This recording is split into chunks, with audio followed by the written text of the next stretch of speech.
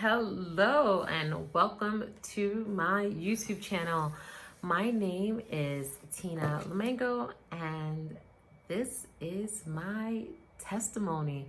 So this is the first part of a few videos till we get to the complete story of the beginning. So this is how my story began in terms of just being on this walk and just being on fire for God. And the story is essentially about the miscarriage that changed my entire life. So we're in 2018, May 2018, and at this time I had been in a 3-year-long relationship, and this is 3 years of being together consistently. We had been together on and off for over 10 years. I mean, on, off, situationships, the whole nine, we was there. But this time we made a decision that we were who, the other person wanted, and we wanted to see it through and just do it for real this time. So we're 3 years in of just being consistent. And at that point, I had finished with my bachelor's, graduated with my master's, and the next natural step was marriage and family. And at that point, I didn't care if it was baby first, family first, and then marriage, then family. I didn't too much care about the order because, again, we made that decision and that commitment that we were gonna go all the way forever. That was the plan. So the order didn't too much matter to me. Mind you, this is BC Tina, so before Christ Tina. This is not fire baptized, filled with the Holy Ghost Tina. So I was living life the world's way, right? So you know how it is, the world's way. You essentially do what you want to do. So we're in May 2018, and again, we weren't trying, but we weren't not trying to get pregnant. It certainly was not trying. So a few times when my cycle would start, I wondered, what is going on, because surely I should be pregnant by now. So I remember praying about it, and it's so interesting. When I look back now, and it's just wow, I was one of those people. I'm not gonna talk about y'all, the world. I'm talking about me. Okay, so I was the person that I'll make my plans, and then on the back end I'll be like, all right, Lord, just sprinkle a little Jesus on it, bless it. But this is my plan. So that was my plan. All right, I want to have a baby. So I prayed for a baby, because what I noticed is that we weren't trying, but we weren't actively not trying. So that baby was inevitable, and for a while I wasn't getting pregnant. I was just like, okay, something's wrong internally. So I remember just praying and saying, if my cycle comes on this month, it's okay. Have your will. Let your will be done. Not that I wasn't living nowhere near his will at all, not even a little bit. But I prayed that prayer, and I remember I had scheduled an appointment with my gynecologist just to kind of just see what was going on and what the issue was. Because again, we weren't actively not trying. So what's up? So I remember it was May 22nd, 2018. And I had just a regular OBGYN appointment, and the nurse took my urine sample as standard, and she came back and she's like, congratulations, you're pregnant. I'm like, wow, okay, wow, that was quick. So for me, it was like, all right, answered prayer. Okay, we're doing this. So, the usual emotions. I'm excited, I'm nervous, I'm anxious, and going through all the motions. And I had noticed a change in my body, but again, I wasn't exactly sure what was happening. But, once I received the confirmation that I was in fact pregnant, cool, got it, pregnant. So now we scheduled the first prenatal appointment, and it was a couple weeks out. So I'm just going through my regular everyday, motions. And I remember not every night, but often enough, I would have these panic attacks. I would have these panic attacks where I would wonder, like, oh my God, like, is this my life? Like, am I really pregnant? Because it's one thing to want it and to say it, to clear it, but it's a whole nother thing when it's here, when it's real, and like there's like a person inside of me. And I would wake up in like a cold sweat and like just gripped with fear, wondering like, oh my God, what if he doesn't marry me? What if this doesn't work out? Have I completely upended my life and I'm pregnant? And then, what if things don't work out? The usual fears. And it would just be like constantly, like the reality of it setting in. So I remember it was the day of our first prenatal appointment. And I remember driving to work and just saying like, all right, this is it. This is what I wanted. We both discussed it. We're both good. We're both excited. We're in agreement. We're doing this. And I just remember just really on that drive, really embracing it like, okay, I'm having a baby. And I remember just thinking to myself, you know what? Whatever happens. It's going to be okay. If, we go down the road and, things don't work out, it's going to be okay. If like whatever happens, we're going to be fine. Me and baby, we're going to be fine, period.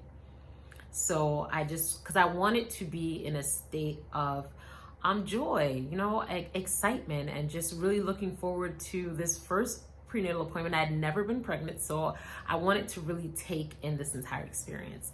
So go throughout my regular day, and then the time for the appointment is near. We went and just spent a better part of the morning just doing like regular stuff, like going and looking at baby furniture and things like that, just trying to just stay in that state. So anyways, we go to the prenatal appointment, and for what felt like forever, we finally get to into the examination room with the ultrasound tech. And the ultrasound tech is doing what ultrasound techs do. And so, going through the motions. And again, I personally have never been pregnant, so I had no expectation. I was just there and just waiting for her to do her thing. And, so she's, going, looking, and, using the machine to check. And I'm just like, just kind of just laying there. And it's a while. And I'm just like, okay. Again, maybe this takes a while. I don't know. Nevertheless, my boyfriend asks, is there something wrong?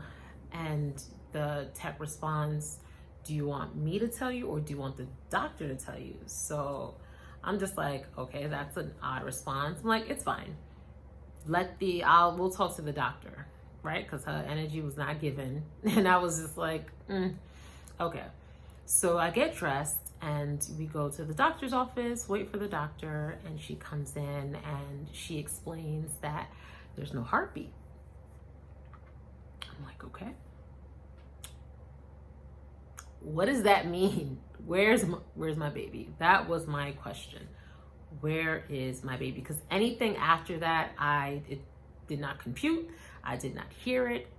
There was a whole lot of conversation. I know something like, oh, sometimes this happens if it's too early, or like just a whole bunch of, all I know is that I wanted to know where was my baby. And so it was like a state of shock. Just, what are you talking about? Where's my baby? That's all. I just remember that question just playing over and over and over in my head. Where is my baby? And so I remember asking, like, so like, am I not pregnant? She's like, oh no, you're very much pregnant. Everything is there, but there's no heartbeat. I'm just like, okay, like what is happening? So she told me I had to come back in another week or so, and for them to check, because she said perhaps they miscalculated and I was too early, or just to give it some time. So nevertheless, so we leave the appointment, and my previous nature of my coping mechanism was always to just isolate.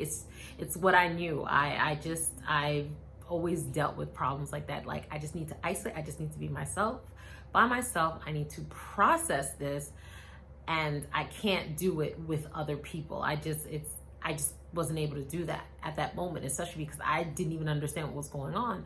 So I chose to, like, let's just drive home. Let's just drive separate cars home, because I could not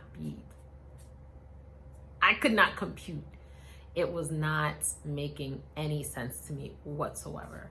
So we drove separate cars, and I just remember driving and just trying to make sense of what was happening, because for me, it was like, God, I prayed for this. You answered my prayer, and now they're telling me there's no baby. Make it make sense. Help me understand what's happening, because this does not make sense. This is not what we agreed on. This is not what you said, right? The word says, Psalms 37 verse 1, that if we delight ourselves in the Lord, that he will grant us the desires of our hearts. And I wanted a baby. Where is my baby? That's the one memory from that time that I just can't forget, that, because it was just like that repeating question: where is my baby? Where is my baby? So I'm driving, and as I'm driving, I remember hearing, you're gonna write a book about this, the miscarriage that changed my life. And at that point, I didn't know that God spoke to, like, people, right? I thought God just spoke to, like, prophets, and I'd never had that experience. So, it sounded like me. I thought it was me. So that's kind of just what I checked it up to, like, oh, like, random thought. Okay, I'm gonna write a book, whatever. Like, that's not even what I'm here for. So I just remember hearing that and just kind of trying to still process. And I would just numb myself at that time. And for a long time, that was how I coped. I would isolate and then just try to, like, not feel the emotions. And so the next few weeks were a blur. Just kind of, when you just kind of go through the cycle, you go through your day to day. I was just numb. And it was, what made it harder was, the texts and the calls, and like, hey, how did it go? Oh, like, and not being able to respond, and not being able to share. And it was like, what it felt like reliving that moment in the doctor's office over and over, and having to explain. And it was like just repeating it over and over. Just the thought of it just overwhelmed me. So I just shut down. I shut everybody out, him included, everybody. I just could not deal. I wasn't at a place where I could process my emotions. I wasn't at a place where I allowed people in to help me, process the emotions, or even allowing myself to really mourn or cry, or I didn't know what to do. I'd never dealt with, even just with friends and family, I never dealt with, like, death or loss. So I'm completely in the dark in terms of how to process grief, how to mourn, how to do any of those things. So I did what I knew how: isolated. And I just didn't talk to anybody. And so those next few weeks were really just kind of a blur and numb, just going through the motions of every day, going to work, going home, going to work, going home, and just really just down, sad, and just kind of going through that process daily.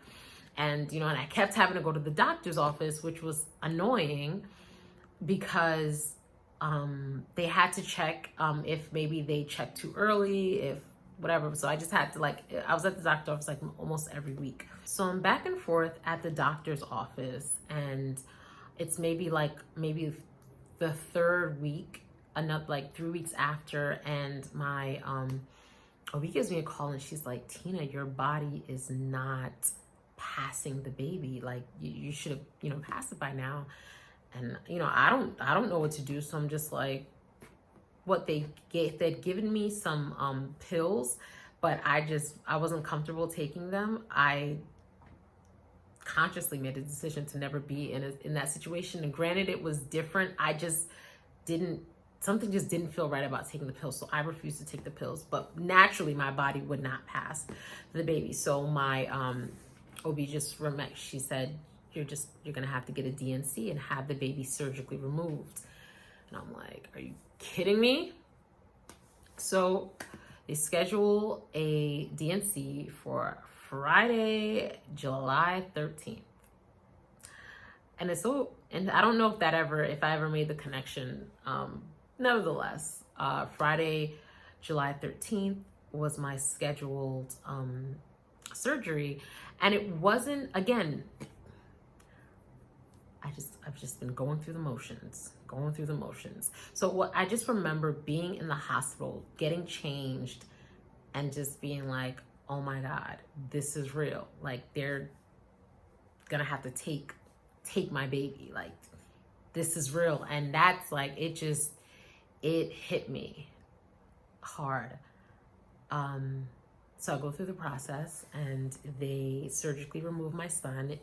He was a boy.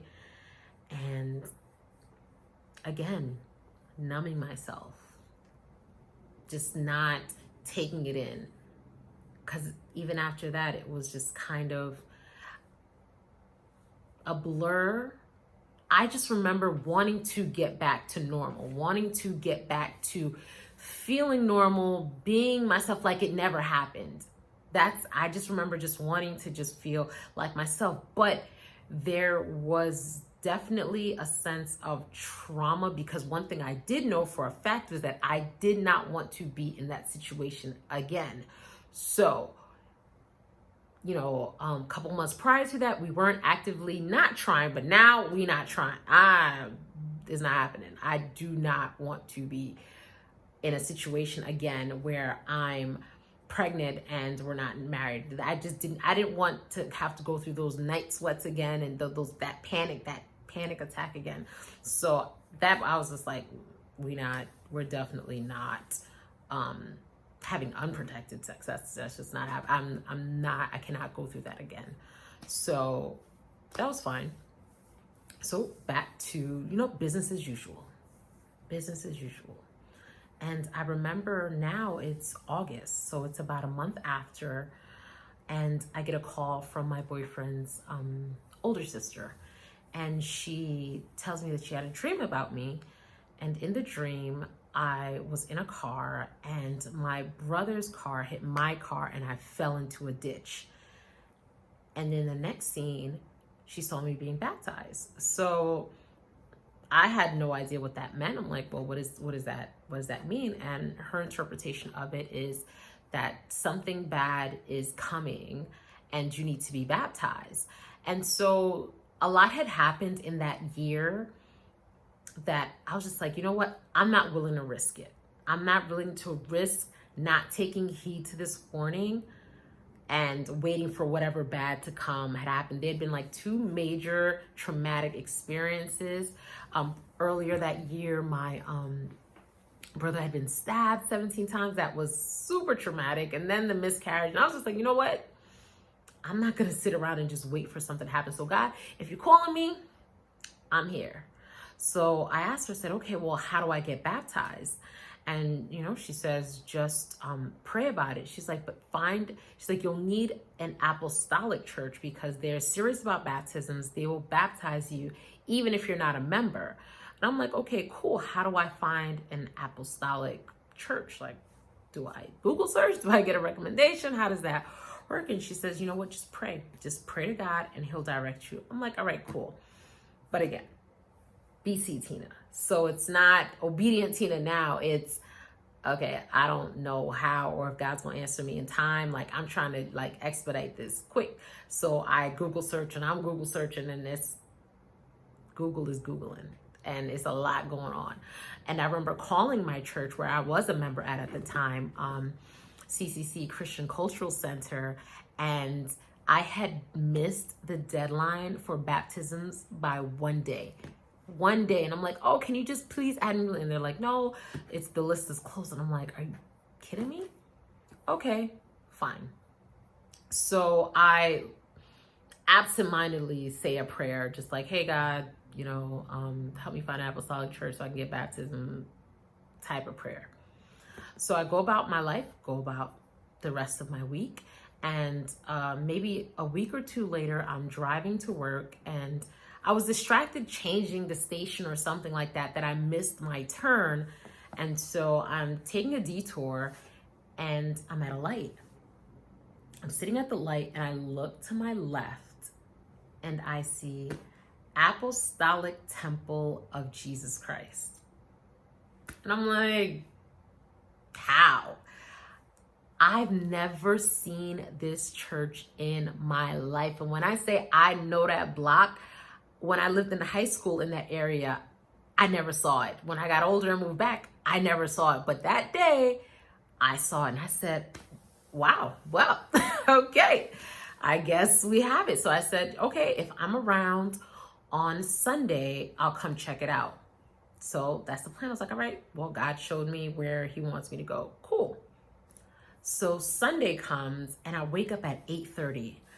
I am not a morning person. If you know me, you know I do not do mornings. I do not wake up early to wake up early.